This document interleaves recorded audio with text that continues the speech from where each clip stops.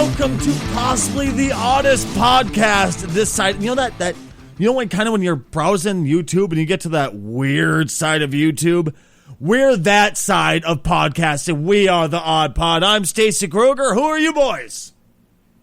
I'm casually challenged. Yes, that's right. Casually challenged. I am the one and only Rad Hazard. And I'm Robbie. Hello, boys. Yes, once again, we're missing Undead again because, isn't he, off romping the streets with people or something? I don't know. Where the hell is Undead this time? He's doing Canadian. He's being nice. He's doing Canadian things. Hey, how you doing there? Hey, you want to go fucking tap a tree and get some maple syrup again? God damn it. But yeah, so we're without Undead once again, but we're still going to have a fucking awesome time. How the hell have you guys been? It's like 2 weeks since we podcast because we suck. Really, there's no defense for us. Not all of us suck. Just because me and Robbie head the cocksucking community doesn't mean much, all right? No, but okay, so casual, Rad, Robbie, what have you guys been up to the last 2 weeks? Anything fun and exciting? Work. Watching movies. Work and movies and work. So, same shit, different day for all three of you guys? Pretty much. Well, that works. It's been interesting. The neighbor's goddamn house caught on fire. I don't know if I told you guys about this or not. So I'm sitting on... I was just sitting on air, and all of a sudden my kid comes running. Dad, the neighbor's house is on fire. I went, is it the one touching us? No? Then whatever. I don't give a shit. You know, it's not my job to be nosy and get in my neighbor's business, right? Usually, best neighbor ever. Usually, when I was a kid, if I came up to my mom and said the neighbor's house is on fire, she'd say, "What did you do?" I probably should have said that, but I was like, whatever. It's not my house. It's not the one connected to us. I'm not being nosy. They'll be fine. There's enough neighbors already running around poking the fucking nose in everybody's business. It's not my problem. Let them be, right? So I'm sitting there, and he comes running back in. Dad, the house is on fire. Yes, son. I know. So, I get back and I keep on talking. We're kind of talking about it on stream. All of a sudden I get a call from Pink, my girlfriend. Dear. Yes, Pink. What's the matter? You do know whose house is on fire, right? No, why? It's Jaden's. Oh, shit. Which is basically like one of the other children of the fucking house, one of the adopted children my daughter brought in. Oh shit, I need to go, peeps. Let's go. So I run outside, and that's when I find out I killed the entire stream for the porch being on fire, and I didn't even make it into the house. Was a letdown. The worst part is, okay, guys, I want you to guess, how did this fire start? We think of the most idiotic way a fire could start. Go. The cat scratching its back on the welcome mat. Close, but no. You were burning ants with a magnifying glass a little too close to the house? That would have been more comedic, but no. Casual, do you have a guess? Popcorn in the microwave just went way too far. With my daughter, that would have made sense, but no. What's the one thing all of your parents warned you? Like, did any of you guys smoke back when you were a kid? Nope. Nah. Okay, so I'm the only idiot here. Got it. Well, I was an idiot and I smoked back when I was a teenager. And my mom always looked at me and said, you better put that fucking cigarette out before you light this whole place on fire. And I'm going, oh, Mom, shut up. I'll never do that. Guess what lit on fire at their house? A fucking cigarette butt lit on fire because it smoldered just a little too long and lit the entire porch on fire. Ladies and gentlemen, if you smoke, put your cigarette out and throw it away. Right. Maybe it's just me, but I remember I always had like a can of water outside that I would pitch them into to make sure they're out completely. Exactly. It's just what I always did. Well, apparently I was talking to her mom, and what happened was, since it was winter, they just kind of kept putting the cigarette butts into the snow pile on the table, And once all the snow melted, it was a huge, like, fucking mountain of just disgusting cigarette ass, you know? So, it just, they kept putting them out into the piles upon piles upon piles of cigarette butts and never really bothered cleaning it like you're supposed to. So what happened was that one just kind of didn't go all the way, smoldered, and lit the entire pile on fire. And here's the worst part of the whole thing. I walk over to help. And as you guys know, I have hearing problems, right? Like I have hearing loss. So I can't hear much, right? They're sitting there talking and they look at me and I'm going, what?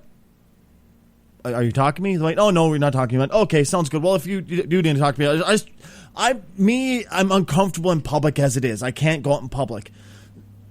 So I say stupid shit. And I don't really think before I say things.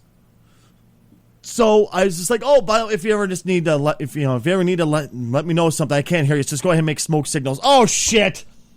The boyfriend starts laughing. The mom gives me the death glare. And Pink's over there biting her lip, trying not to laugh. That's when I stopped, went, oh, fuck, I just said this, didn't I? God damn it, Stacy! So, GG no re. Exactly, right. So there has been my week. And also, as some of you know, I've been bitching about it for a while. I've been having issues with the chair I have, like my computer chair. Office chair, whatever. It hurts my legs. I can't sit down for long periods of time, so I have a hard time streaming now. So my streams are becoming shorter and shorter because I just can't sit. Well, Pink and Clorox both went up to the local Office Max and they came back like, hey, I need you to come down and carry something up. I'm like, okay, guys, we'll have to wait a few minutes to start the podcast. Come downstairs, and there they are chucking boxes at me. What the hell is this? This is your new chair. Shut up. Okay. Well, it's been raising money for a while trying to get me a new chair, because this thing is just causing back problems, leg problems. It's just like, God damn it, dude. Can a chair be this shitty, really? The chair's just slowly trying to kill you. I think so, dude. I really think so.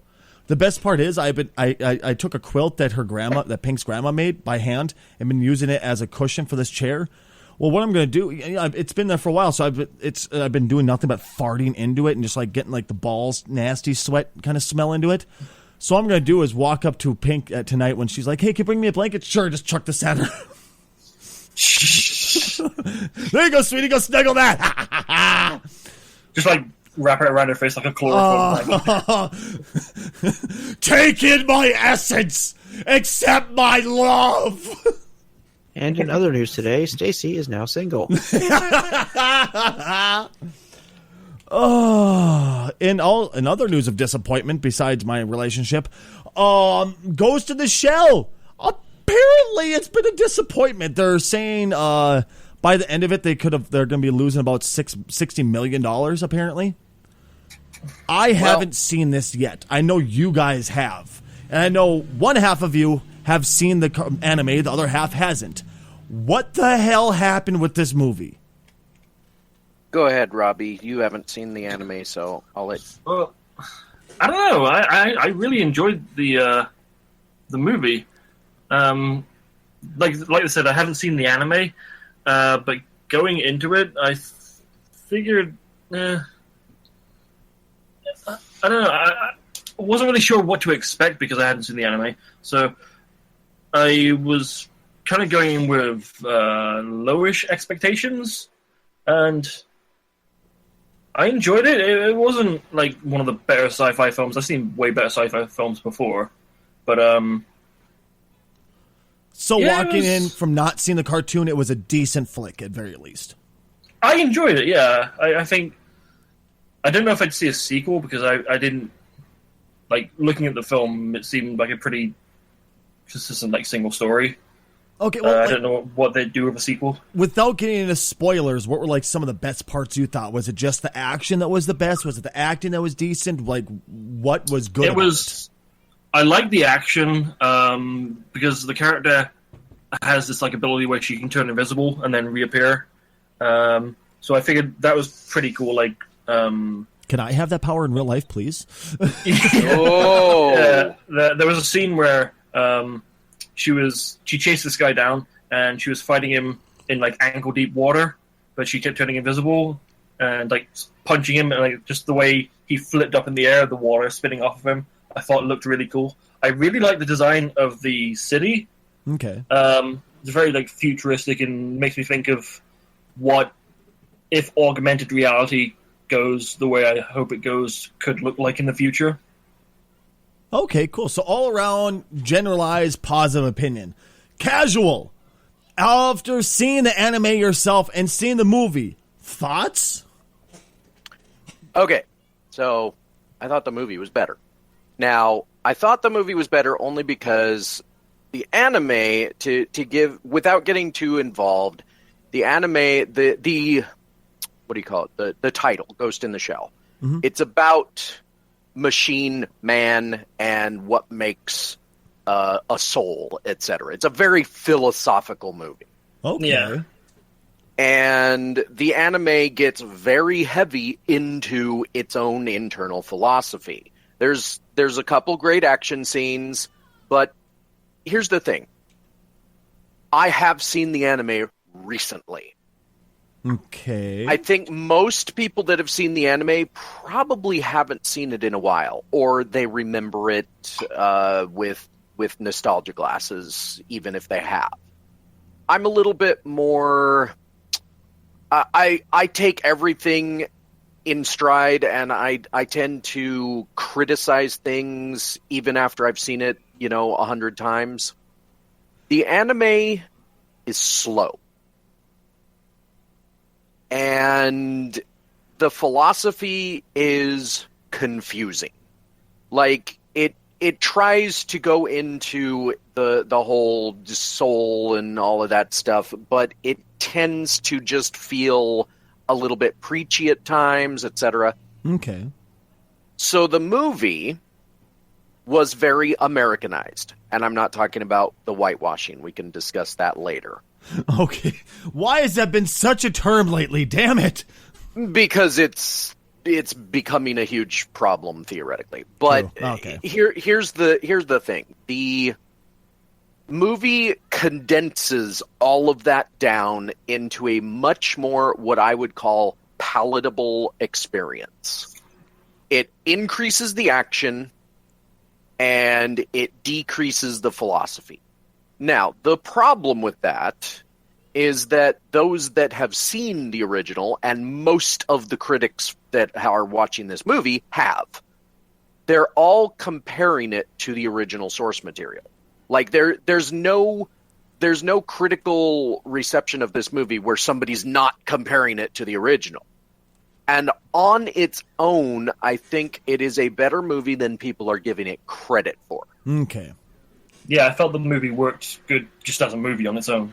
Right. And it's not that there are a couple of things that maybe they could have done, like if they had maybe spent they spend a couple of scenes throughout the movie, well, more than a couple, discussing the whole philosophy aspects, the soul and the machine and blah blah blah. If they had maybe spent an extra 60 seconds on each of those scenes doing that discussion, having that little philosophical moment, yeah. I think it would have been a little bit better. So, in a way, it's going back to every other comic book we've ever done where we watch a Superman movie and going, that's not what in the fucking comic book, what the hell? Or Batman, same exact thing. So it's going right back to the same, you have to separate the two mediums, basically, is what you're saying. That's pretty much exactly it. Because if you don't, you're just going to be sitting there going, well, that wasn't in the anime. And it should also be noted, a lot of people are comparing this just to the anime, but the anime was based on a manga. So, and people love the anime. I don't know why they're not saying, well, this wasn't like the manga. Yeah, it also bears minding that with Western comic books and movies, the movie versions are generally a lot more lenient with much more creative input. Mm-hmm. Whereas with anime movies, anime to manga, and again,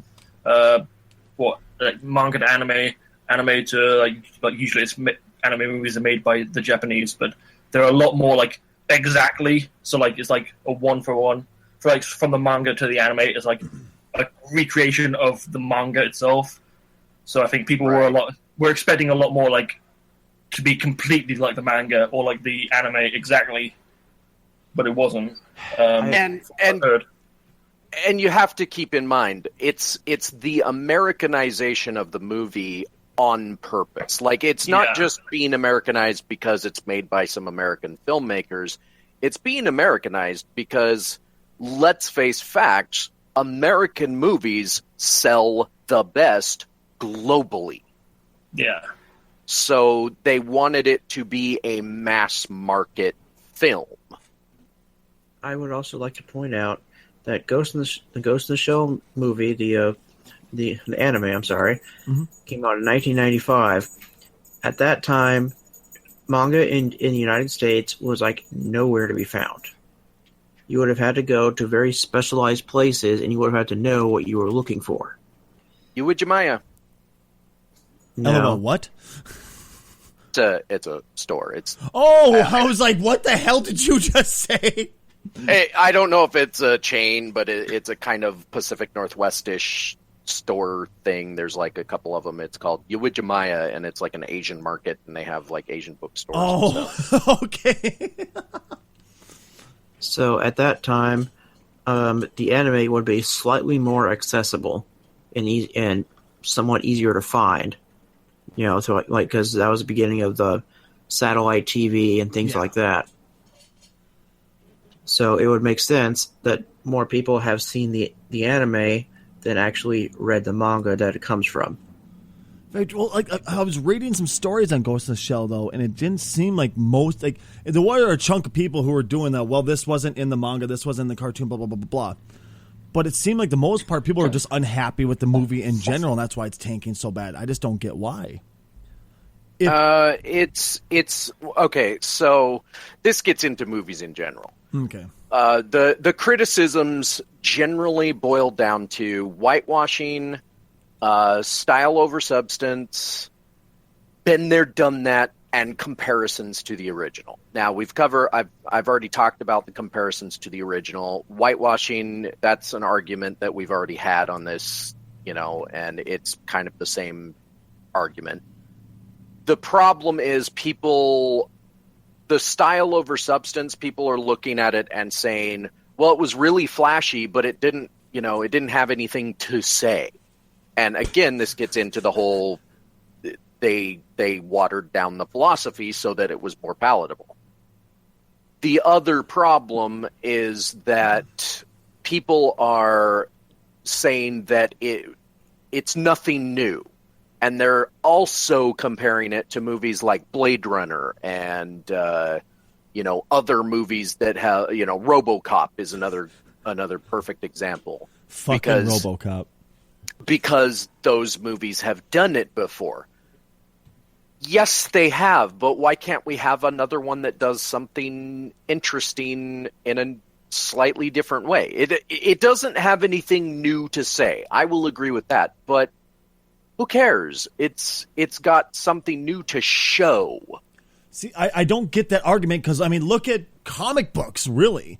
Tell me one comic book character that's had, quote-unquote, anything new to say or done anything new that's not just the same fucking rehash over and over and over again by the pure definition of a comic book character of a superhero that's super powerful and just balls to the wall, godlike powers.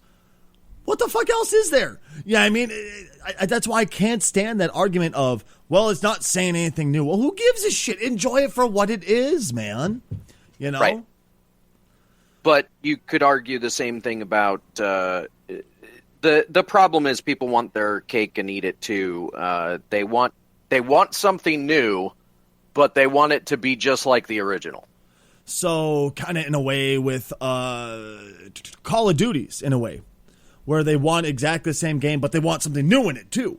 So they just fail at it and just keep giving the same exact fucking game just with rehashes and, look, this gun has a different texture. It's a brand new gun. It's really not. But this time you kill aliens instead of zombies. Yeah. What, bitch? But, okay, obviously I'm getting a bit off topic, but you catch what I'm trying to say here. It's I completely understand what you're saying, but I think it really is people need to calm the fuck down and just enjoy things that are in front of you for what it's meant to be enjoyed for. Not something groundbreaking, not something brand new, just something fun and entertaining and something that will be where you can walk away from going, well, that was a fun watch. You know what I mean? No, everything must be new. In that case, might as well take over 3/4 of the movie franchises and gaming franchises and comic book franchises and just throw them in the fucking dumpster right now. You know? That's pretty much what I thought of Ghost in the Shell. Yeah, that was a fun watch. And that's what I wish more people would do, because in my opinion, this is one of the best adaptations of anime that I've ever seen. Most of the other ones have been pretty awful. At least in the Western world. Yes. And mind you, I'm not saying I'm exactly perfect, because we've all heard me rant and rage about the X-Men movies and Batman movies and stuff like that.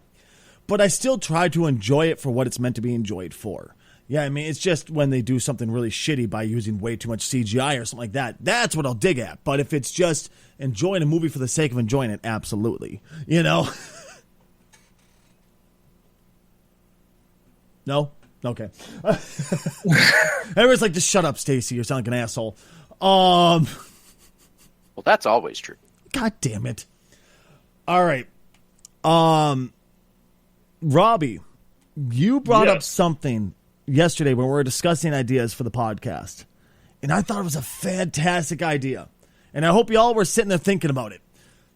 What if you could combine one Marvel character and one DC character into a comic book itself and watch them kind of not go at it, but battle or watch how they would interact? What would they be? Yeah, we were talking about the Amalgam comics, where DC and Marvel, like one of the only few times they actually crossed over the two companies. So I figured if you could pick and choose which characters to do that with, who would you choose? Also, the idea of there was a part of that where they actually combined some of the characters into single characters. It was Wolverine and Batman in one. There's Dark Claw or something like that. Captain America and Superman. Yeah. It was kind of weird.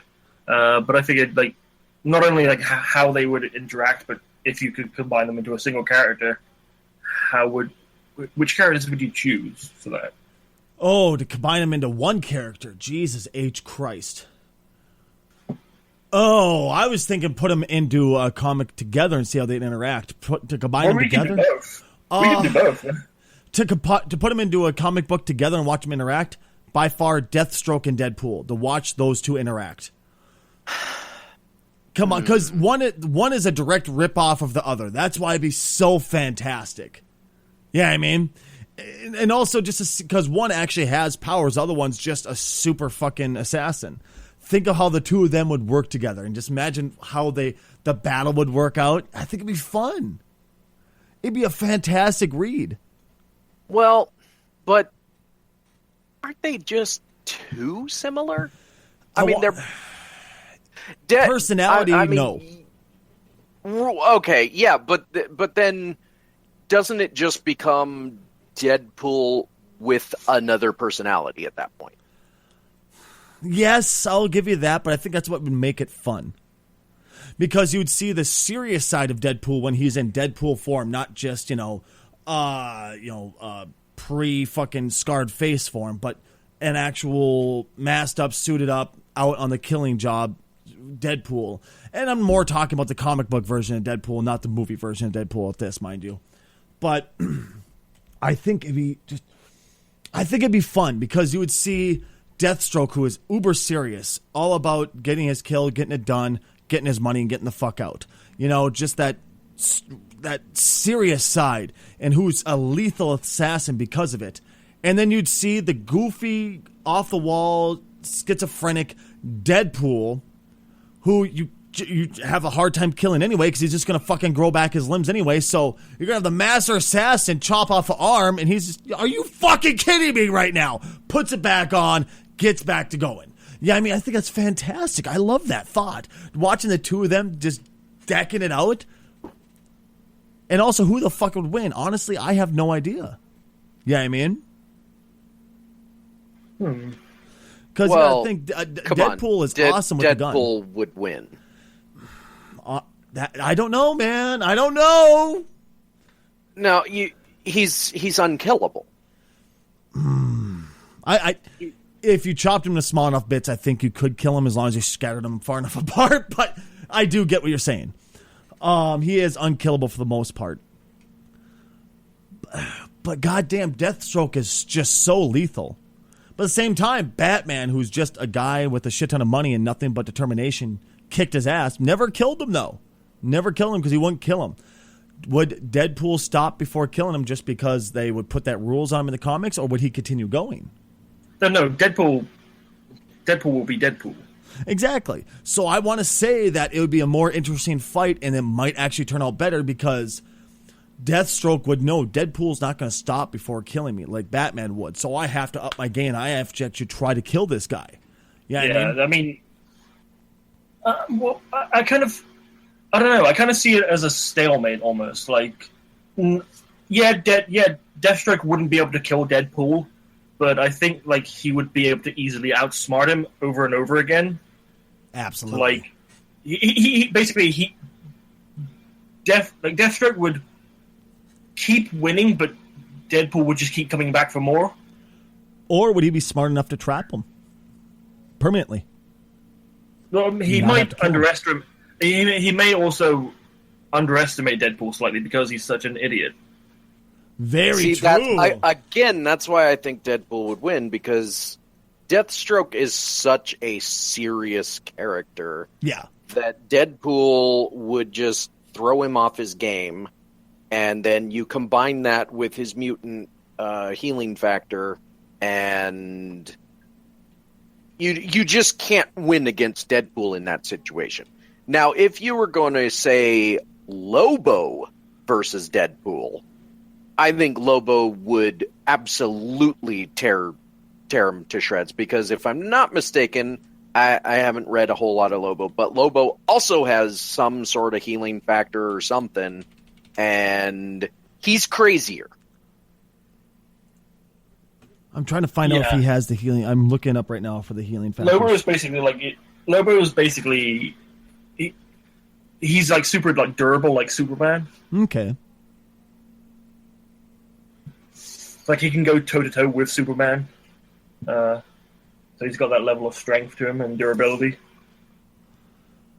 I'm looking up right now. I'm not seeing anything about healing factor, but still, that would be a fun fight to watch. It really would be.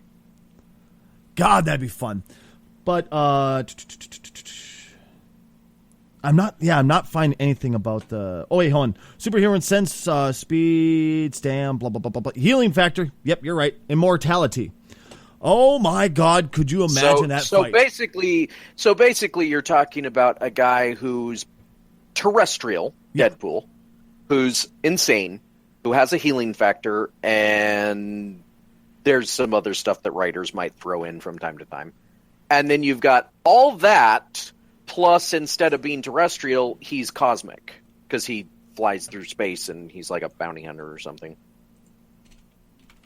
Flies through space on a motorcycle. Yeah, Lobo. Oh my God.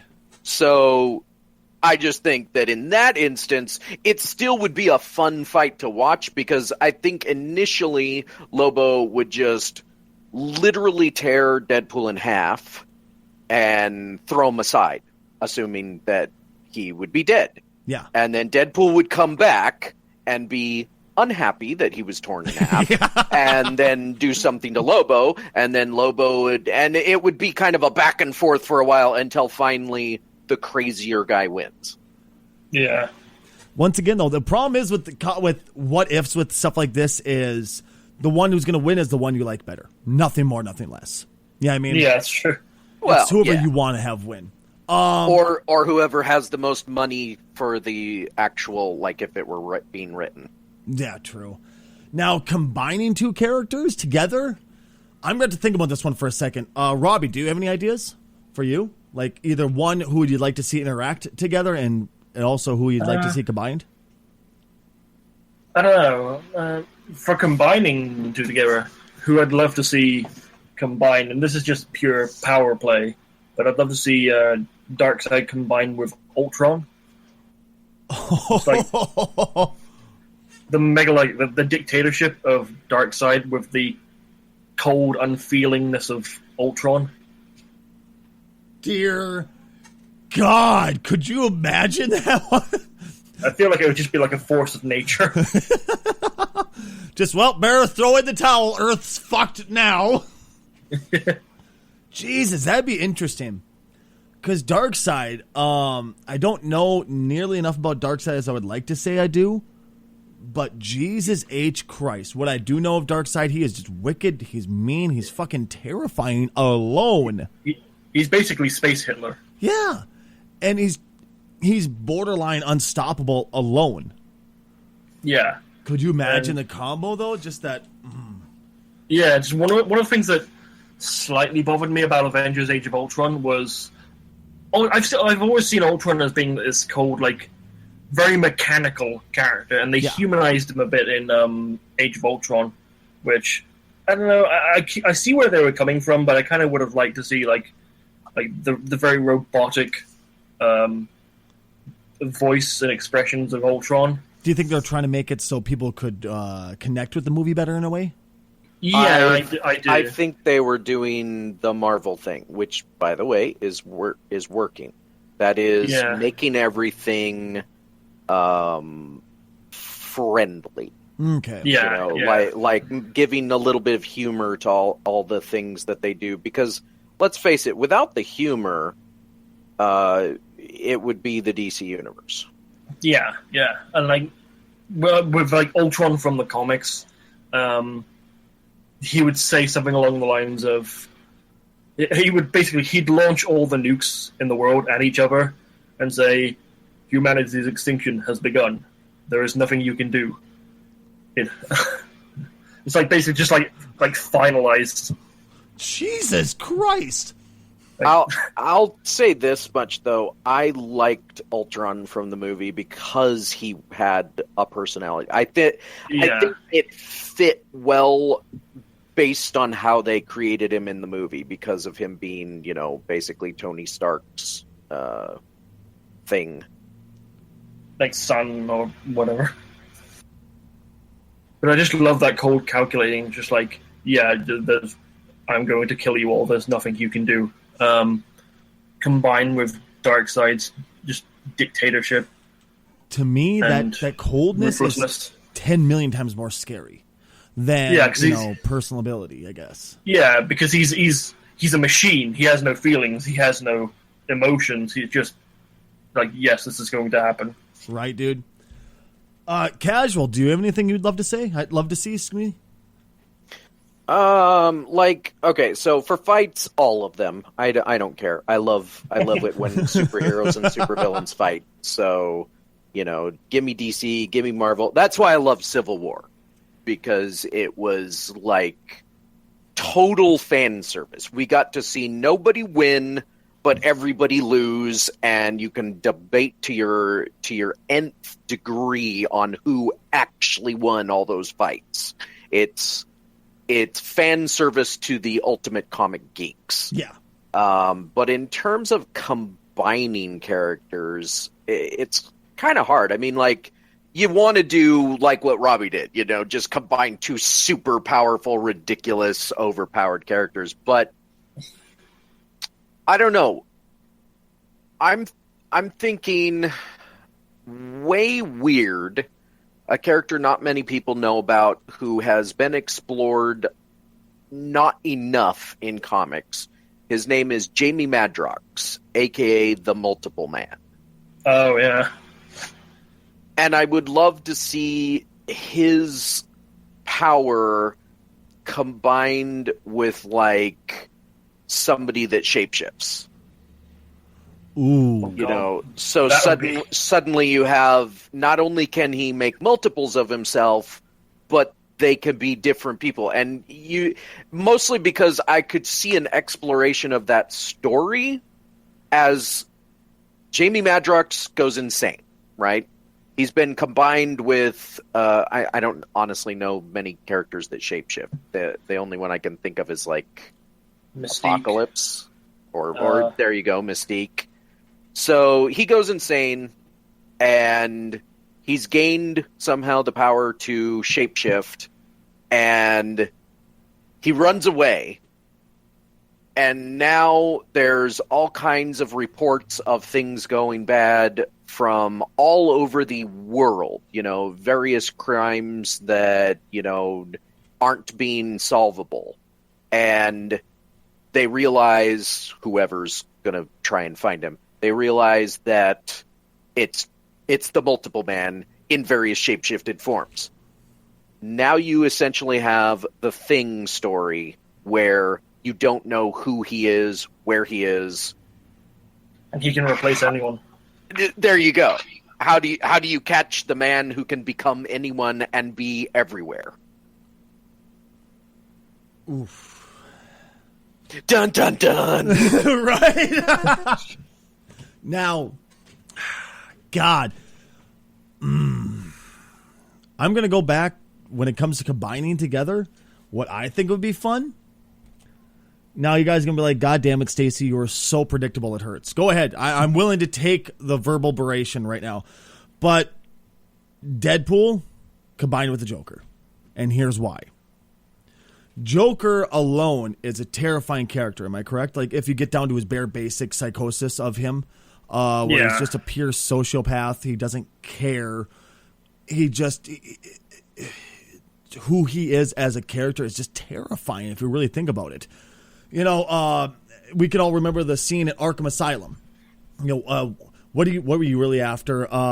Millions dying in pure terror, screaming, for no apparent fucking reason. I just want to kill everything. I want to torture everybody and watch them scream in pain just because.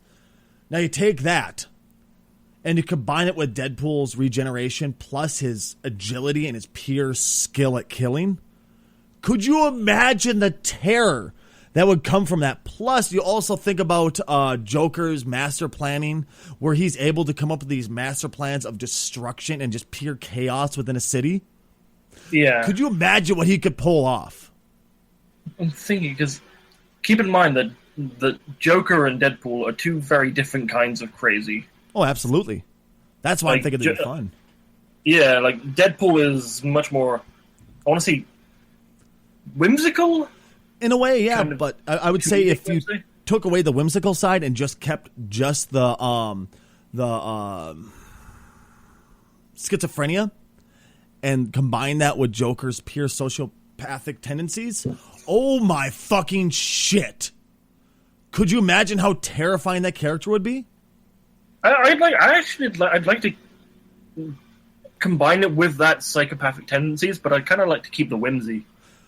Well, Could you imagine him like being psychopathically and murdering people like that, but laughing like the Joker laugh? Exactly, combining the Joker laugh and also killing people in funny ways, kind of like Joker would, but also Deadpool would. Yeah. Oh, that'd be fun. Even better. Fun, he says. Well, I'm sorry, it would be. It would be a lot of fun to see.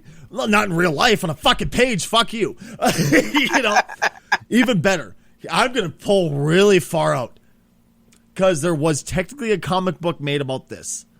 But it's more of a TV show, and I'll admit this any day. But Captain Jack Harden. All right?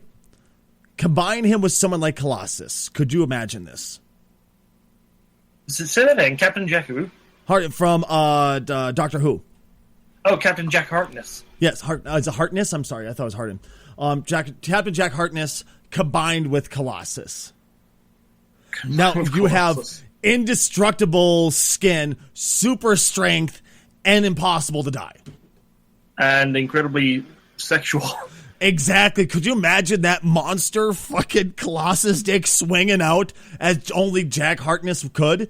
Yeah, I mean, I can. Imagine the pure chaos that would come from that and wonderfulness. And Robbie, for 30 seconds, please calm down the titties.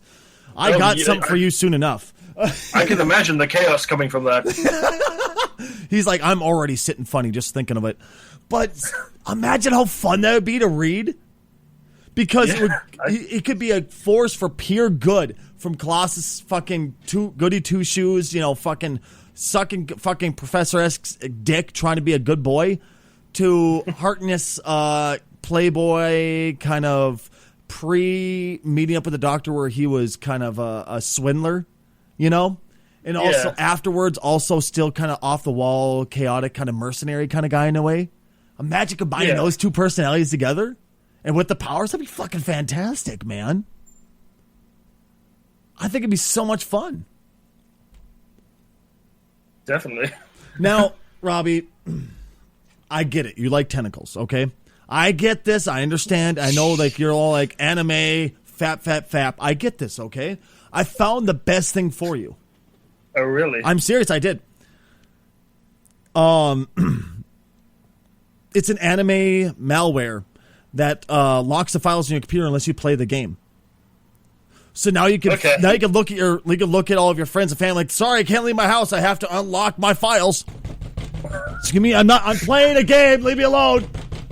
But seriously, this is a thing. I found this. The first thing I thought of was you. Because I know how much you love anime. In 2017, even malware is anime. Anyone affected by the new malware ransomware, I believe is what it's called, named after the anime style game Tuhun, I believe it's pronounced. Toho Seidensen. Thank you so much. You has to score at least 2 million points on a game's lunatic level, or else you won't be able to access your computer's files ever again. Holy shit, ransomware to the max, dude. Well, damn. Right, dude? Well, because most ransomware is you have to pay the creator some money or else you can't have your files back, right? This one, you have to play the fucking game or else you're assed out, dude. Holy shit, right? Yeah, fucking crazy. Isn't that some shit? I mean, I would have never thought of this, ever. Yeah, that's like genius cruel. Now, my question is this. How long until this hits the Twitch circuit where they're trying to get people to play this game on stream? I don't know. Because people will always look at me as a streamer. They're always like, hey, I got a game for you. Do you want it for free? Yeah, I'll give you this game. Happens all the time. Hey, will you play this game on stream? It's really cool. Check this out real quick.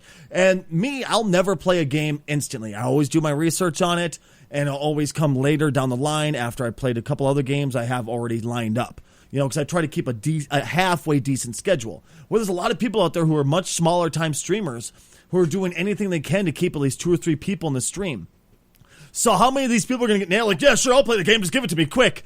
Oh, shit, my computer's locked up. So here they are on stream trying to play this fucking game to get access to the computer back. Oh, my God. Oh, Christ. I'm just waiting. Next week. Guys. Yeah, what's up, Robbie? I can't I can't do the podcast. What's that? What happened? I got nailed. What do you mean? I got nailed by ransomware. What? You did it?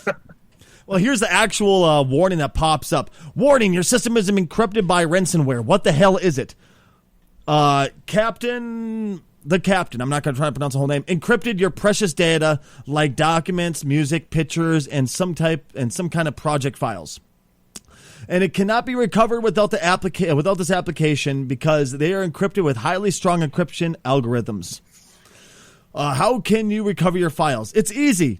Just play this 1H12 undefined fantastic object, whatever, and score over 2 million points in the lunatic level. This application will detect TH12's process and scores automatically. Do not try cheating or terminating this application. Holy shit. Worst part is they don't get anything from you at all. They don't gain anything from you that I've been looking. I've been trying to find something that they actually gain. They gain nothing from you. They're just being dicks and enjoying it. Holy shit, right? Christ. Sounds appropriate for hackers. Well, the thing is, though, like,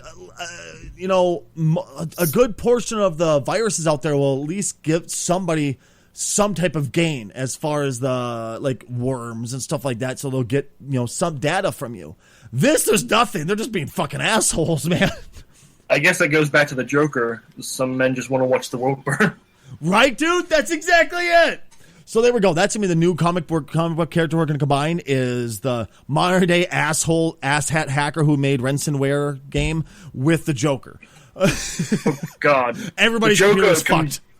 The Joker combined with modern-day trolls, that's just... Oh, God! Oh, God! My computer is shivering in fear right now, dude. It makes me feel dirty, slightly. I feel dirty. Dirty. About as dirty as the Tinder parody game we were talking about earlier. What? You didn't hear about this? Mr. I might not have been paying Massagey. attention. Mr. Massagey is a PlayStation 4 game in which players go on Tinder-esque dates with a variety of women to unlock massage settings on their controller. Okay. Now the question is, who the fuck is this game for exactly? Everyone. Exactly. Who is Mr. Massagey actually intended for massaging? What is exactly massaging? Rad, do you have any guesses? He's like, fuck this. He tuned out the whole thing because I'm not even commenting anymore. I need to be more prepared. I need to find it. Here, I'll post it in chat for you, man. Pardon me, I'm looking it up. But all right, so all the packaging of the points points to no, it's not actually for massaging. In the game, you use an app called Limber. God damn it. Use an app called Limber and go on quote-unquote dates. In those dates, you have to charm the pants off of women. And then you both disappear off screen to have some fun. So is it kind of like Honey Pop then?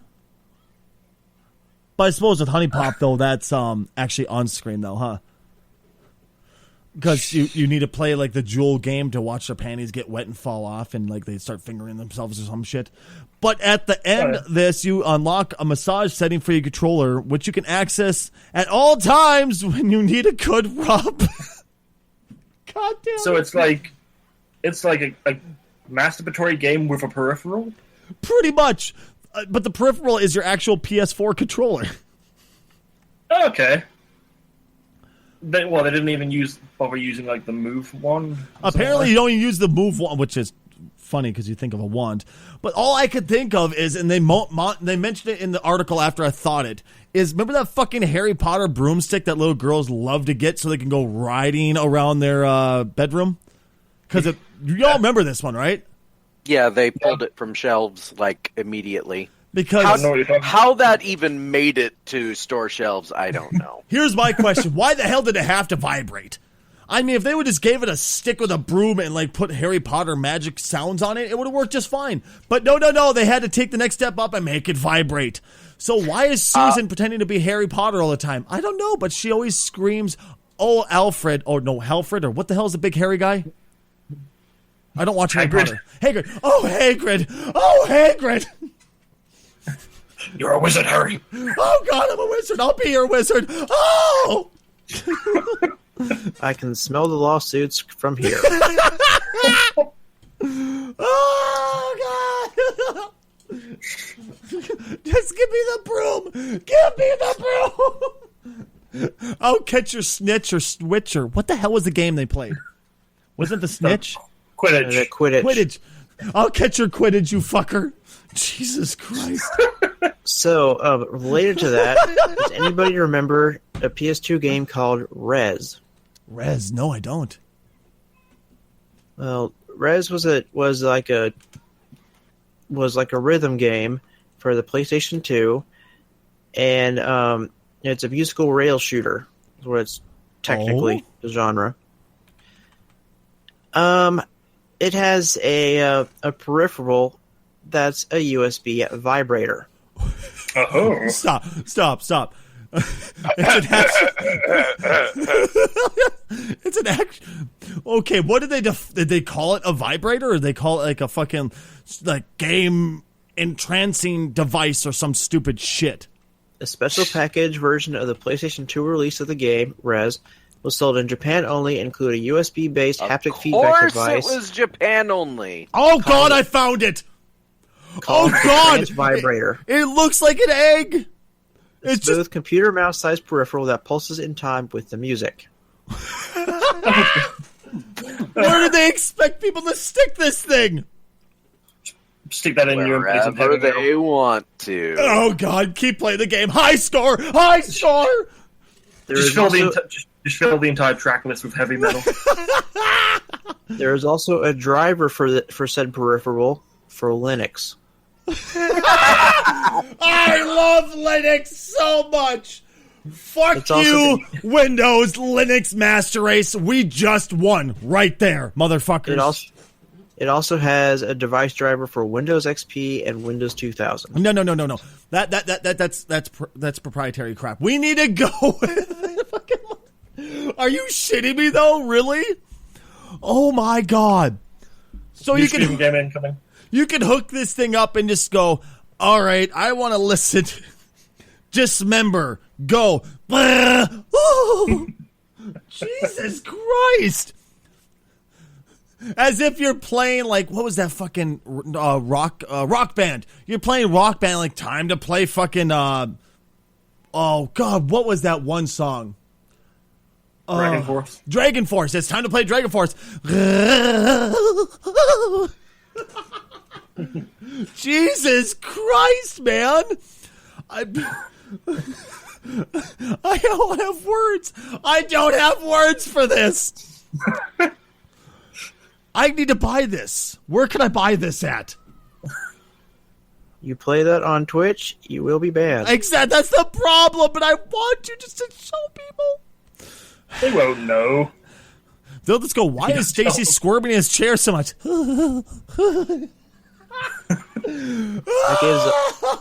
That gives a whole new dimension to listening to Seven Dust.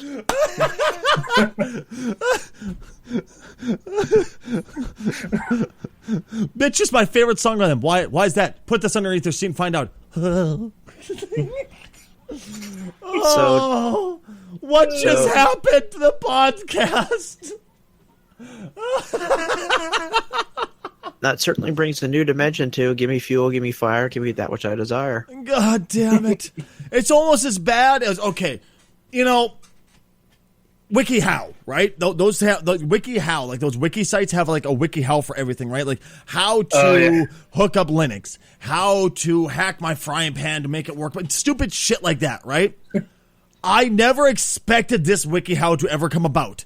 Is this really such an issue? We need a WikiHow of how to stop my child from masturbating in public. Is this really a thing? Apparently so. Casual, were you just like randomly walking around as a child just beating your meat out in public? No. Rad? No comment. Oh! Rad just walked up to the local tree and was just smacking it against it. Robbie, were you beating your meat as a child out in public? I was doing it in the forest.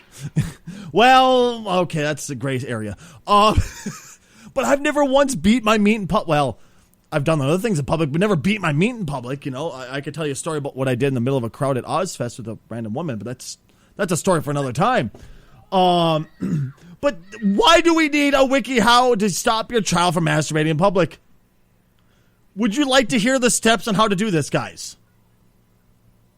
For future reference, yes. Because apparently, just in case you guys have children, right? Setting limits and curbing the behavior. How about... Go ahead. Is the limit don't masturbate in public? Right, dude? Give your child some privacy at home. Oh, so what you're saying is you're not supposed to stand at the door lurching going, you're not masturbating, are you? Take your hand, wiki, hands off Snaky, Timmy. Yeah, I mean, seriously. So what you're saying is walk away from the child, let your child beat his poor snake into submission at night. You don't say. Distract your child. So while in public, don't...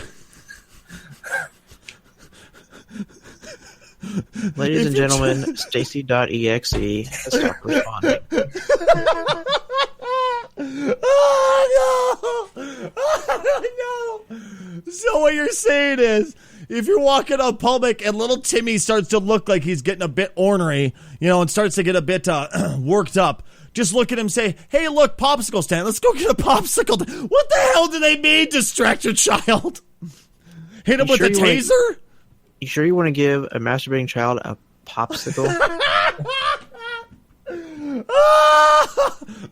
Provide them with a security object in public. Like, give them a stuffed animal or a blanket to carry around, because that'll stop them from wanting to smack the shit out of the schlong. You know what I mean? So, you're keeping a good count on the Dicko meter for this one, right? I really hope somebody can. Send them to their rooms. Oh, God. You're out in public at the local McDonald's, and he's looking at that fucking Mick hot dog a little fucking longingly. Yep, send them home and send them to their room so they can have some. What the fuck is that? Get updates from their teachers. Is there a serious issue with people, like, just fucking tugging on their snakey in the middle of fucking math class? Like, oh, God, geometry. I mean, seriously. I'm pretty sure if you're doing that in school, you're not going to have to ask the teacher for updates. They're going to tell you. Have part 2. This is just part 2. The first one was all the steps of part 1. Part 2, just having a discussion with your child. So you just don't walk up and say, are you pulling on your dick again, Johnny? What the hell's wrong with you? That's dirty. You're going to hell. So you're not supposed to do that. Apparently, you're supposed to monitor your tone while you're not supposed to shame them for pulling on their dick. Or, flicking the bean if it's a Sally. I mean, we're not going to shame people. Because that's never awkward at all.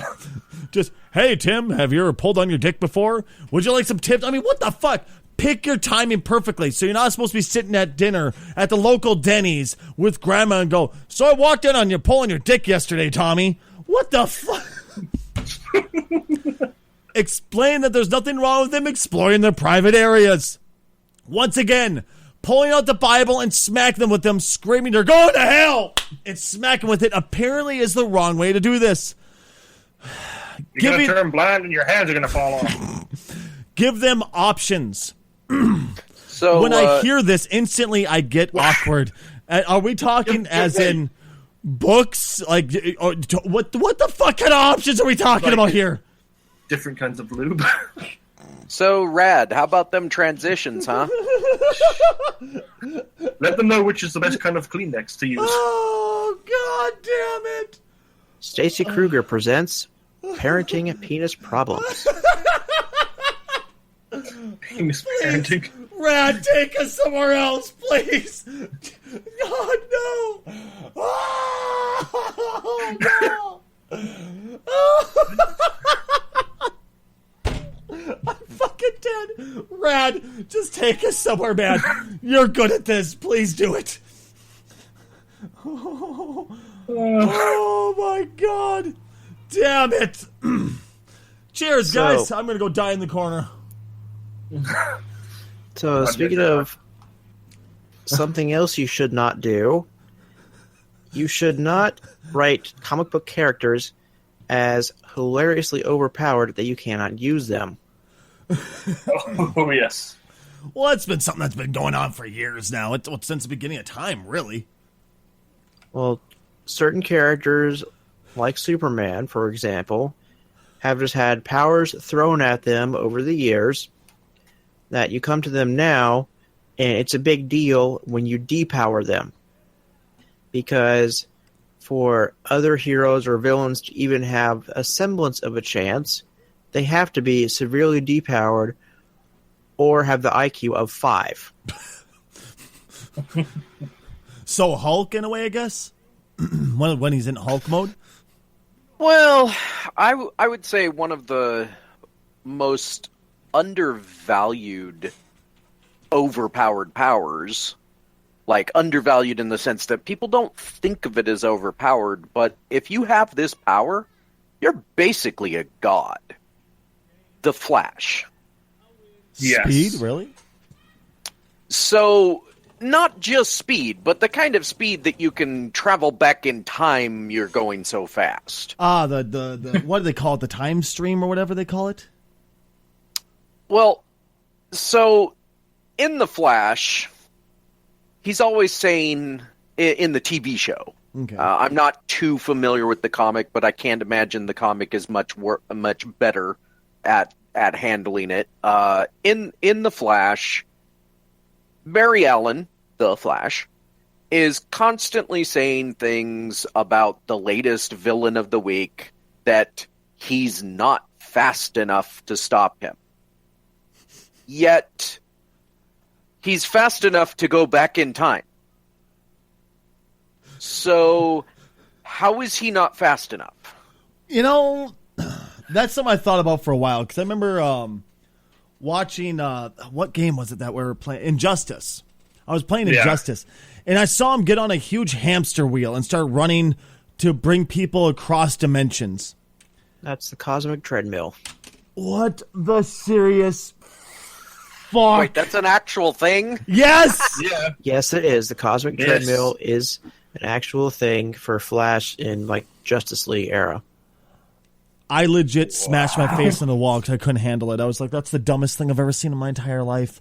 It's an overgrown hamster wheel for a human. Really, I mean, that's all it really is. It's a way to transport large groups and stuff, between dimensions, pretty much. But it Yeah. doesn't make sense. How is it? I can understand sort of, kind of, not really about speed. Like he can go fast enough to go back in time or forward in time. Forward in time especially, I can understand that one, right? But fucking dimensions? What? Basically, he can vibrate his body at different dimensional frequencies. So he's a huge vibrator now? Oh yeah, he can vibrate himself to. And pass thus the himself conversation against circles back around. God damn it. Okay. I'm sorry, I So- didn't mean to. So here's the problem. The show Legends of Tomorrow just ended recently, and Season 2. the season 2 ended. Spoilers And- incoming for anybody listening. It ended in a way where one of the characters in the Legion of Doom, which they introduced their own TV version of that, was the Reverse Flash. Yeah. And the Reverse Flash, Ultra in order to stop... No, he's just I'm being called funny, the dude. Reverse Flash. I don't know why. But he, in order to stop the heroes from doing the thing, he basically went back in time to 100 different times where he got himself and brought 100 hymns to the place where they were doing their thing and going to stop all the Legion of Doom. Yeah. So you've got 100 Reverse Flashes who, keep in mind, the Reverse Flash is more powerful than the Flash. The only way he was defeated in the Flash was Barry basically tricked him. The only way he was defeated in the Flash is his ancestor killed himself, so he ceased to Right, exist. so he ceased to exist. And then some things changed because it's a comic book. Anyway, so they all the heroes in Legends of Tomorrow, the Legends, started doing their thing, and 100 Flashes started punching them and throwing them around. Except the person doing the main thing that was going to change everything back to good. So, the Flash is too powerful, like all those speedsters, as they call them, are too powerful, and writers don't know how to handle it, and it's aggravating. Yeah. And keep in mind that in the same episode, a single Reverse Flash instantly killed one of the heroes. Oh yeah, in the previous episode. Was it the previous? I thought it was the first, like the same episode where he kills Ray. Was it the same episode? Yeah, it was like a little bit before that. Okay, yeah. So he says, so he's clearly fast enough. He's not like Barry saying, I'm not fast enough. Oh no, he knows he's fast enough. In fact, he's kind of egotistical about it. He basically tells people, you can't stop me. Yeah. But they did. The guy he kills is like, in like a split second, and the guy's wearing a suit of armor as well. In a split second, he runs up to him, rips his fucking heart out, and runs back, and he's just holding his heart while it's still beating. So, 100 different versions of the guy. There is no reason he should have lost. And that is the problem with super powerful characters. For anybody to have a chance, you either depower them, which in this case they didn't, or you have them hold the idiot ball. Which, if anybody's familiar with TV tropes, you'll understand that. I have an idea on how to depower all speedsters. Just make them clumsy. But the problem is with like the Flash, with how fast he goes, if he trips, the whole world's fucked. He's like, oh, I'm going back in time, fucking making a new dimension, all of a sudden trips, fucking dimension implodes, whole universe is fucked. Luckily, the Flash, because of the Speed Force, is the reason that the Flash doesn't affect the world when he runs. If the Speed Force, in reality, if the Speed Force didn't do that, the instant he started running, the air molecules in front of him would start nuclear fusion and explode. Yep. Oh. Okay. Okay. Flash would be going so fast that the air molecules in front of him literally would not have time to get out of the way. So he would basically create the center of the sun every time he ran. Yeah, he basically pitched like a trail of nuclear explosions. Here's my thing, okay, guys? Answer me if I'm fucking wrong on this, and I'm an idiot, and I'm just looking at this totally wrong. Cool. Just tell me. This motherfucker can run fast enough to go back in time, go forward in time, and also open up totally different dimensions and bring things backwards and forward, and bring things there and also send things there. But he can't just fucking run on a treadmill and power the world so we don't have to burn coal or fucking nuclear energy anymore? Really? This guy could run for like a day and a half and run the fucking power the world for a month. But he's greedy and he won't do it or something? It depends on the perspective. Like, for example, in a amazing comic that I think everybody should read called Kingdom Come. Oh, yes. Beautifully drawn comic. The Flash is... It's set in, X number of whatever in the future. Okay. And it's kind of its own side universe, like all of these one-shot type deals. Mm-hmm. And in this storyline, the Flash basically is... I mean, all of the heroes have the city they protect, And the Flash has gotten to a point where he is moving so fast all the time that he cannot stand still anymore. And when you see him, he's literally just a blur. What the fuck? Like just the entire city has a slight red tinge to it. Yeah, because he's running literally everywhere all the time in his city, and no crime. Like, there's a 0 crime statistic in his city because he's literally everywhere at once all the time. It's impossible for him to slow down at all. So he could do it, but he's protecting his city. Oh, if he stops, time catches up to him and he dies like instantly. Because of age. Interesting. Yep. Yeah, he basically ages to his death like instantly as soon as he stops. Yeah, keep in mind also the Flash has outrun death before. Oh, God. Once again, as we talked about, comic books breaking that one final law that was there to keep comic book superheroes in check, death. Yeah. Nope. Now he's beat death, too. Yeah. Also, the Flash, because speedsters run so fast, they have their own version of death, which is called the Black Flash, which is basically a speedster version of death. Oh, which we're not entirely sure what happens when a speedster dies, because basically the Black Flash comes and takes them. Like they don't like die. The Black Flash literally comes out of the Speed Force, grabs them, and takes them into the Speed Force. It's just, I guess it's kind of assumed that they could become part of the Speed Force. I don't know.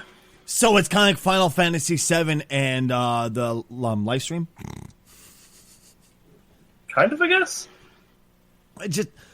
God, once again, they've made them too powerful. They made it just too stupid.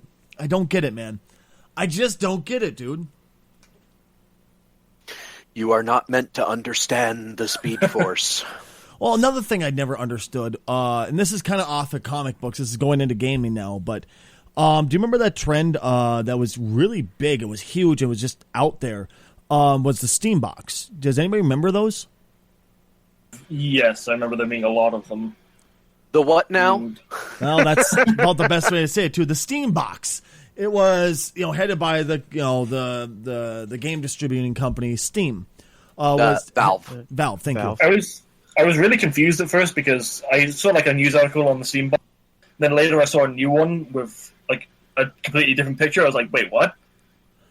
It just kept seeing inconsistent pictures. I was like really confused. So here was the idea. The idea with the Steam box, and I don't even know if it's actually called the Steam box. I think that's what people were just calling it because. Well, the version through Steam was the Steam box. Oh, okay. So the Steam boxes, let's call them. Mm-hmm. The idea was to use some sort of a unified operating system, because it would use the Steam OS to theoretically make PC gaming easier. Yeah. The problem is that they handed off the building of the Steam boxes to a bunch of different computer companies. Alienware being a very mass market one, some smaller, tiny companies. They had a bunch of different companies doing it. And everyone basically made their own version of the Steam box. The idea was a PC console, kind of. Mm-hmm. And it wasn't bad in theory. It really wasn't. But the problem was it wasn't that expensive either. But if people wanted a fucking PC, they would just bought a fucking PC. That's the biggest thing, Right, and that was the problem. I don't know if it was a problem, but we don't hear about the Steam box because they didn't make a PC console. They just made a PC with Steam on it. That's about it. The big picture mode version of it or whatever. Well, I don't know if it was. I don't know if it was that, but just it was like, okay, here's another PC from our company. And I mean, it wasn't like it was cheaper either. Like some of them were selling for roughly, I think the cheapest one I found was like a $300 one. Yep. Which is pretty cheap for a PC. But if you went in and you investigated what was in it, you could find out why it was cheap. It didn't have a very good processor. It didn't have very good video card, had very little RAM, etc. Yep. Well, I remember the big perks of the Steam box was the fact that you could actually upgrade it as you went. So you could put a better graphics card in it. You could put more RAM into it. You could put a better CPU into it, kind of like you would with an actual computer. It depended on the one you bought, though, because some of them were entirely proprietary, and like a laptop, you can't change anything in it. That's exactly what the problem was.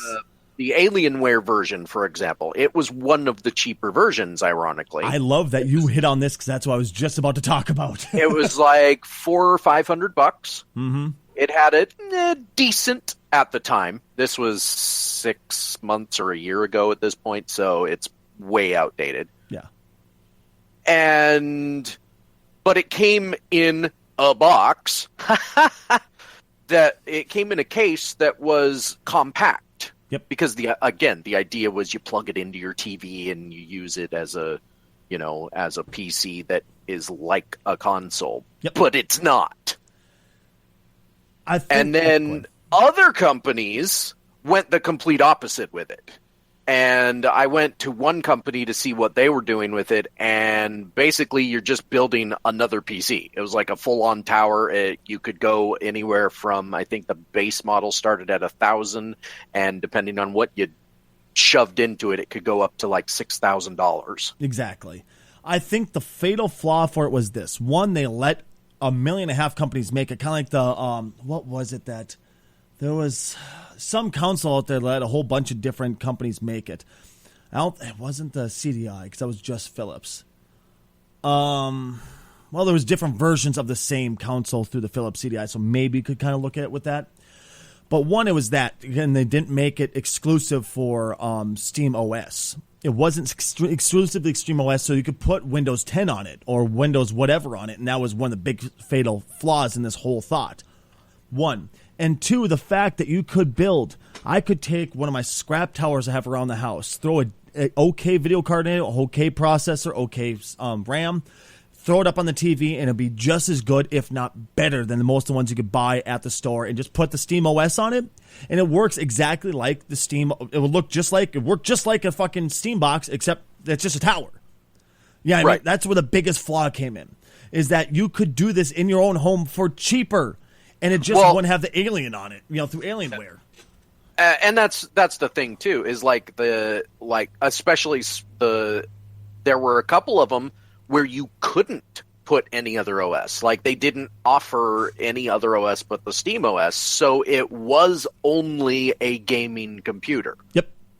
And if you're gonna spend the kind of money that they were charging for these things, just get a regular computer and put the operating system you want on it. I think they kind of looked at people buying PS4s, Xbox Ones, and seeing them dropping $500-$600 on just a proprietary box that was only that. And they thought, we can get into that market. We could do that. And they thought that they'd be successful. I think they went about it wrong. They didn't advertise it well. People were confused by it because there were so many different versions of it. Did I want the Windows one? Did I want the Steam OS one? Did I want this? Did I want the one that was from the big fancy company? Did I want the one from... They needed to do single production. Valve needed to head it themselves and say, okay, this is the Valve box, and that was it. And that would have been successful. And then, you know what? I think Valve would have dominated the market if they would have done just the Valve box. Or this. They couldn't name it the Steam box, but you know what I mean, right? It should have been called... Okay. So here's what should have happened. Just like you said, they should have made it a one thing. They could have gone through another company to actually build it because they don't deal with hardware, but they should have made it a one company only, cheaper than a PC, maybe around the same price as a modern console. Call it the Companion Cube. Oh, mother of God. I would have bought it just because of that. Exactly! People would have been, oh my god, I can have a PC and a Companion Cube and it's made by Steam. Oh! And people would have screamed about free. First 500 pre-orders, get it signed by Gabe Newell. Oh, my word. It would have sold like gangbusters. Just absolutely. I would have bought one, throw out the innards, and keep the case. See? There you go. And they could have done that. They could have said, they could have had these things be cheap enough that a PC person would want to buy it just for the case. Yeah. And of course make the case a little bit bigger than a console, but not as big as a PC so that, You basically don't want to repeat, what was it, the Atari 5200, where it was just this massive box, But see, that would have been great. I would have bought that for my kids. Honestly, I was thinking about actually just building a Steam box for myself for my kids because here's the thing: I own 500 and some games on Steam. Now, imagine if I just put a PC together, made it work through a wireless keyboard mouse, just so they could get the games up and running, or just put Steam OS on it so they could use a controller and that's it, and just work that way. And they could play all 500 and some odd games I have on there on the TV. That would have been fantastic. Yeah, I mean, but once again, go ahead.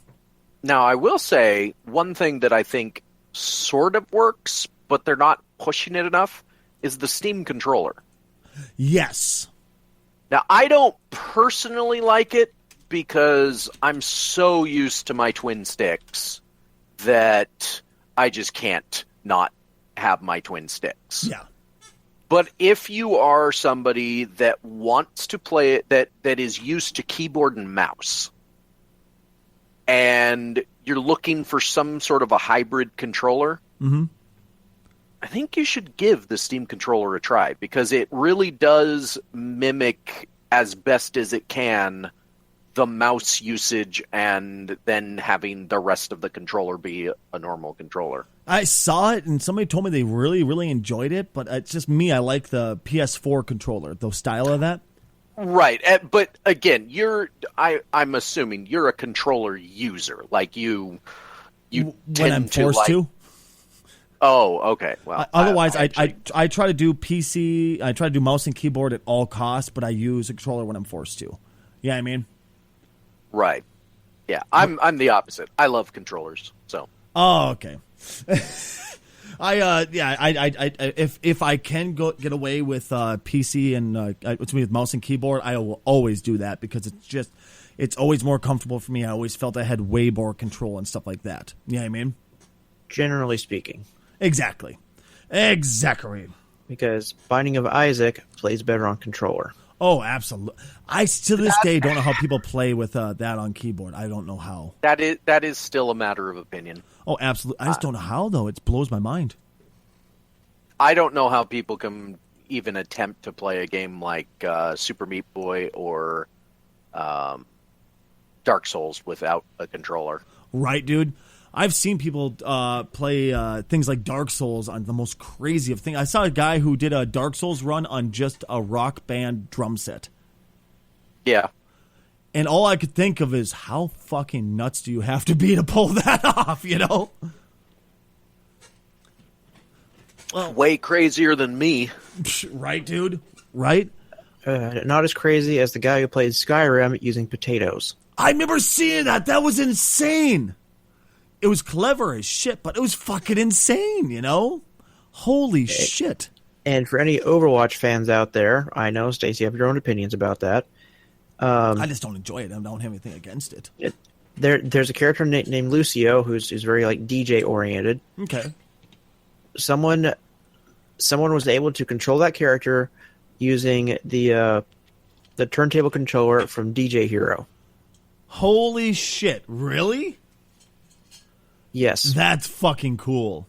And I'm unsure if it's the same person, but someone else controlled Diva, the character in the mech. They modded a flight simulator controller for that, with the two sticks. No shit. That is fucking cool.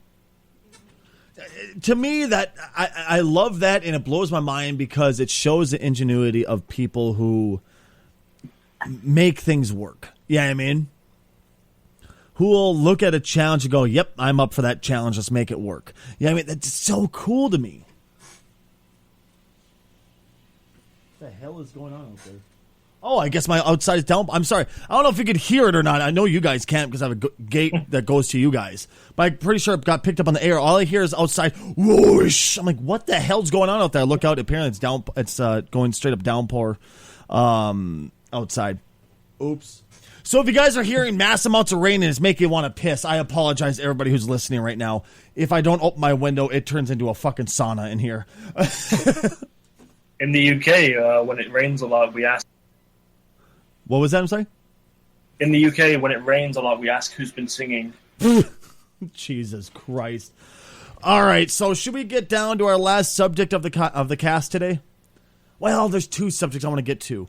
One last one. I know we got into a slight discussion about this earlier. League of Legends. We all know I'm a huge League of Legends fan. Not necessarily of the game, of playing the game, but I love watching professional League of Legends. It's fun to me.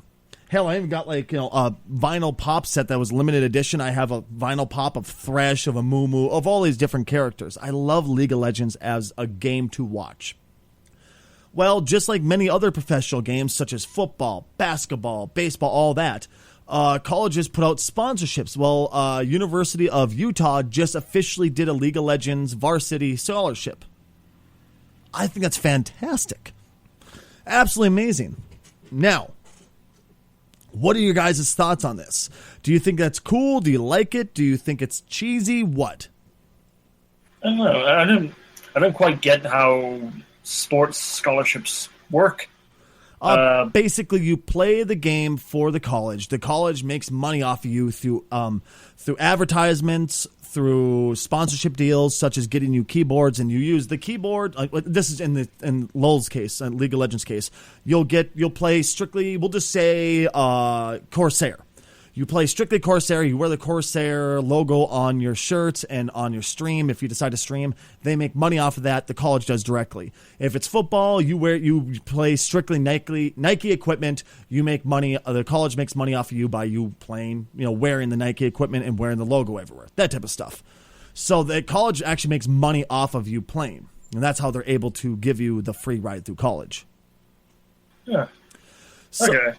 It's the same basic thing, like where you'll go and play football for them, and you'll go to all these big competitions. So you'll play in the Rose Bowl or something like that, and oh look, this is the college playing there. Holy shit, maybe I should go look at them for a college because I can maybe make it the cut and get into that college, right? Well, same exact thing through this, because League of Legends has a thing called ULOL, University League of Legends competitions, where you will go and play and wear their school logo and stuff like that on the stream. And I think it's fucking fantastic. I mean, it's so cool because there's people like us who don't have, don't play baseball, don't play basketball, stuff like that, but they still want to go to college and they can't afford it. Well, this is fucking awesome. This is the perfect chance for them. They sit there and they play it and they get to go to school. Okay, so I have a... You're saying people like us. No. It is going to be the same elitist group of people that can play the sports, because you're not going to have just Joe Schmo with no skill playing League of Legends at a quote university level.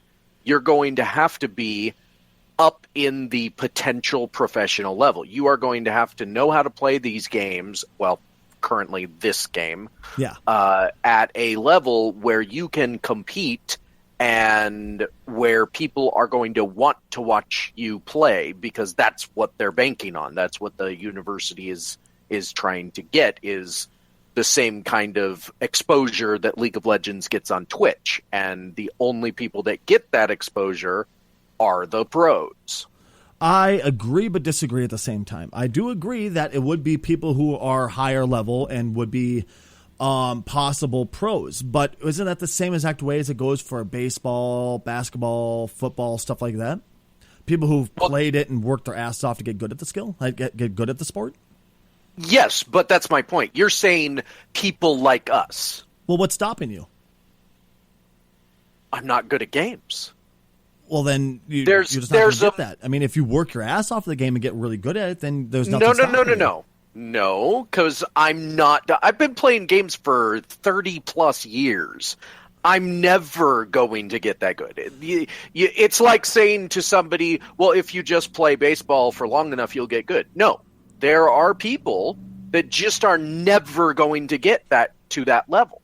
They can't. They don't have whatever combination of brain and physicality that makes a pro player work. They don't have that. Now, I will say that theoretically there might be more gamers that can get to that level, but I'm just saying that assuming this works, like assuming that they get these scholarships going and it actually works out and they start maybe opening it up to other games and stuff, what you're going to end up with is at first they're just going to get a certain level because let's face it, they don't know who is the real pros and stuff. So they're going to have to sit there and a bunch of non-gamers are going to be trying to figure this stuff out. I guarantee it. Are you sure? Are you sure? Because being a fan of a gamer is not exactly stereotypical, in my opinion. I mean, there's people I've met who watch Twitch and watch League of Legends or just whatever, and that I would never guessed. People who wear suits, who do office jobs, I would never guessed who would be a gamer. No. But that's being a gamer and actually being. See, now if they were to hire professional level LoL players to determine who gets the scholarships, then I think that would work. But it all leads to the point I was about to get to, which is once this starts, if it works, the only people getting these scholarships are going to be the high-level players. What's going to end up happening is, like you said, gamers in general are going to apply for these scholarships, and they're going to get inundated with thousands of applications, maybe even hundreds of thousands, I don't know, because a gamer thinks, oh, I can do this, somewhat similarly to how many people stream currently. Everybody thinks they can stream, only a small handful are entertainers. Oh, absolutely. You're absolutely right, but I would say it's no different than a football scholarship or a baseball scholarship where they all think they can do it too. But I would say that I've watched the League of Legends university play. Trust me, these guys are platinum to diamond level at most. These guys are not challenger or master, tier guys. These are not like top tier players. I've seen their gameplay. Holy shit, guys, really. But I just, if they were going to be pro players, they would have already been in the circuit. Or they have already been on sub teams that they will pull people from. I just don't see colleges be able to look at a pro player and go, hey, I know you're playing on the big stage and all that, but come play for us at college. I just don't see that happening. I see them having to pull from lower ones and maybe getting better and going to pro afterwards. Well, but that's what I'm saying. I'm not saying they're going to get a bunch of pros that are already making money. What I'm saying is not everybody's going to be doing it. Not everybody's going to be able to do it because they're going to need to get people that are more than just casual players of the game. Oh, of course. They're going to be, and I have a suspicion that whoever's picking these people, they're just going to be looking at ranks, like the in-game ranks, as part of their decision-making process. If Plus, they do that, they're dumb as shit, and they've never done a sports scholarship pick before. But I do agree that I could see that happening, man. Totally. Plus, we generally think of sports people as getting a free ride through college. Now, that's a stereotype. I'm not saying they do, but generally people tend to think that. Do you really think they're going to do that for LoL players? I would be very upset if they did. Not at first. I really thought a lot of that has gone to the wayside. Maybe I'm wrong. Just because I thought we've moved past that as a society. But I'm sure there's always going to be some segment that does that. But I just, especially with the level of play that you're going to get from a lot of these people, to get to the ranks that they're at in real life, they have to work a normal job. They have to go to school anyway, plus play league. So they're not going to be playing 12 hours a day like a lot of pros do, 8 to 12 hours a day. Yeah, I mean, and making this their full-time gig. So I don't see them doing that. I could see them still pulling off real college. You know what I mean? But I don't know. I think it's still going to be that perception of them. Very true. Very true. Especially with the fact that esports is, a lot of people still think of esports as non-real sports.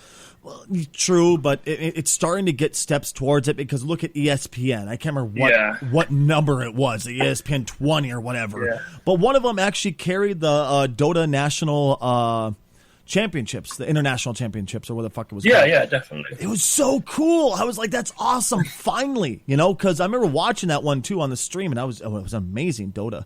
I'm not a huge Dota fan. Like, I don't play it at all, but I love watching it. Another one of those kind of games. Oh, my God, that was good. Just find the idea of going to a bar or turning on the latest Dota game on the TV. See, I'm the type of person to do that. I don't think that's going to happen like ever. Really? I just don't see gaming ever reaching that point where you're going to see it in a sports bar. Well, look at Japan. They already have that type of stuff. Yeah, but Japan's weird. Well, yes, I said that. I don't think it's quote unquote that weird.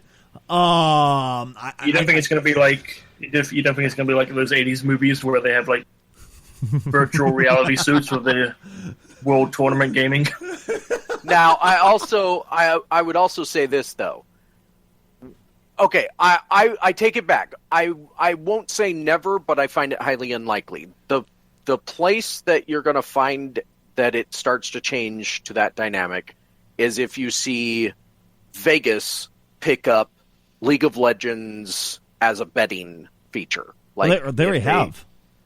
But it's not like the big deal football is. If you start to see in the same room where they're betting on football and horse racing and all of that stuff, if you see an entire section dedicated to all of whatever the betting would be for League of Legends, then maybe you'll see it in a sports bar. I'll give you that. You're absolutely right. The next step is strange. The next step is Olympic gaming. Olympic, god damn it!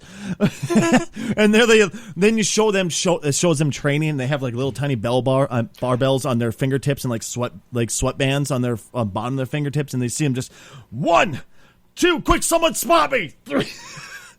They've actually already tried.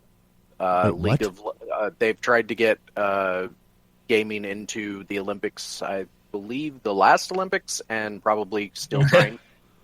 Basically, the problem is that the Olympic committee that decides what new sports get put into the games are a bunch of old fogies, and they're not going to do it. You gotta admit, that'd be fucking cool if it actually happened, wouldn't it? It took over 100 years for golf to be in the Olympics. Golf is in the Olympics? Yeah, the point. Yeah, it is, dude. It should also be noted, if you do some research on the Olympics, supposedly they have to get rid of something to put certain things in. Really? Because they don't want it to last too long. I don't know the whole deal. But by the way, speaking of the Olympics, there's going to be a bunch of anime representatives for the 2020 Olympics in Japan. What? Yeah, they're using anime characters as ambassadors to Japan for the anime for the 2020 I Olympics. love Japan so much sometimes. I told you they were weird. Dude, if any Olympics was going to add a gaming portion, it would be the Japanese Olympics. Did you see how the last Olympics ended with Mario? Wait, what? Yeah, Mario came out the Olympics. Mario came out and shook the Prime Minister of Japan's hand as they handed off the games to Japan. Oh, Jesus Christ. Oh, God. He literally came out of a big pipe. Yeah. From one terrifying thought, which is real life Mario, to another terrifying thought for most people, It. I've seen the new It trailer. It's got a bit of creepiness to it. I'm not gonna lie, it brought back the creepiness. The new It trailer made me laugh. Really? Yeah, it's just when he's running down the street and he smacks his head straight into that fucking wooden post. Right, dude. I giggled. I'm not gonna lie, I giggled my ass off at that. Because I remember like the old the TV miniseries and like him running down the road doing that. And that bit just came out of nowhere for me. I was like, "What? Why did they do that?" Because, personalization and comedic value, I'm sure. But, yeah, man. Honestly, I could see it doing very... Because when I first heard about them redoing It, I was like, why? Because they're just going to fuck it up. Because I'm always used to them fucking up, rehashes or redos or whatever you want to call it. Here's what somebody smartly did with It. Yeah. They looked at what Stranger Things did, and they said, oh, we don't have to set this in the modern day. We can make it a period piece. Because if you notice, it's still set in the 80s when the original It came out. Yep. So what they're doing is they're banking on the people that liked the original, which, by the way, come on, let's face it, it wasn't that good. Scary clowns are scary because they're scary clowns. I think it was fantastic because of the fact of how psychological it was, to me. I thought it was fantastic. Either way, the point is that they're banking on the Stranger Things crowd and the crowd that saw the original going to the theater to see this one, as well as making it look really creepy. Because I'll be honest, that trailer I saw was really creepy. I enjoyed it. Yeah. I'm looking forward to bringing my daughter just to scare the piss out of her. I'm not going to lie, man. I'm like, Serena, have a seat. Get ready to piss in their pants there. Yeah, but that's a good cushion. Good. It's going to be soaked in piss before long. But will this be like Jaws or like I can't think of another example. So when Jaws came out, it literally scared people out of the water. Came out during the summer. It had a big shark in it, and beach tourism went down. It was an actual measurable amount of tourism went down on beaches because people were scared to death of sharks after that movie. Yeah. This has happened with some other movies too. Does this scare people away from clowns? Oh, that's a good question. I would say maybe because I actually found an article. I can't find it again. It pisses me off. But it was the clown community banding together saying, what the fuck? Why are you doing this? Why are you making another It? It's going to scare people away from us again. I wish I could tell you I'm joking, but they're saying that they're getting racism-style violence against them because of It. I still think John Wayne Gacy already did a pretty good job of that. If anybody did, it'd be Gacy, yes. Pogo! Ba-ba-da-da. Pogo! The clown's gonna eat your face. Wait, no. But seriously, right, dude? I was just like, what? The clown, first off, there's a clown community that's banding together. I didn't know that was a thing. Apparently, there's a huge community online of clowns who are getting ready to protest this. But, just the thought of protesting clowns seems hilariously funny to me. Yeah, just that mental image. 2, 4, 6, 8. Also, the mental image of a bunch of riot police beating up clowns. Oh, no. Grease paint on the batons as they pull it up. Yeah. Jesus Christ. Just like the clowns line up and throw a bunch of pies at the police. Every smack, all you hear is the nose going. If we had a graphics department, this would be their new project. Right. But it's going to be a great movie. I really hope so, at least. It looks like it's going to be great. It looks like it's going to be fantastic. It looks like it's going to be scary as shit, especially for people who haven't seen the first one. It's going to hinge on the portrayal of Pennywise. Yep. And he looks pretty good, but I'm still waiting to hear him. To really get the feel for it. I'm hoping he pulls off as good as... I'm trying to remember the original actor. Please? Tim Curry. Tim Curry, thank you. Tim Curry did the role so perfectly. You're going to have to... That bar is set so fucking high. Tim Curry's version was very... It was very Tim Curry. Yeah. I don't think the same performance will fit with the style of this clown. Because the design of this clown is much creepier.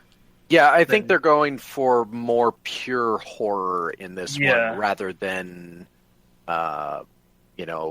what they... I mean, they went for pure horror in the last one too, but I think this one is trying to put it looks to me like us, aside from the kid getting hit by the thing, it looks to me like they're going to be going for a lot less comedy. It looks like they're going to try and scare the crap out of you. Yeah, more of a modern straight-up horror. Yeah. All right, I think this is about time where we should end the podcast. Thank you very much for swinging, guys. You have been fantastic. You, the listener, thank you so much for sticking through and listening to us ramble about shit we love to talk about. Why would you do that? What's wrong with you? Jesus. I'm Stacy Kruger. Who are you guys? I'm Robbie. Brad Hazard. I'm casually challenged. Thank you so much for swinging in. We'll see y'all next week.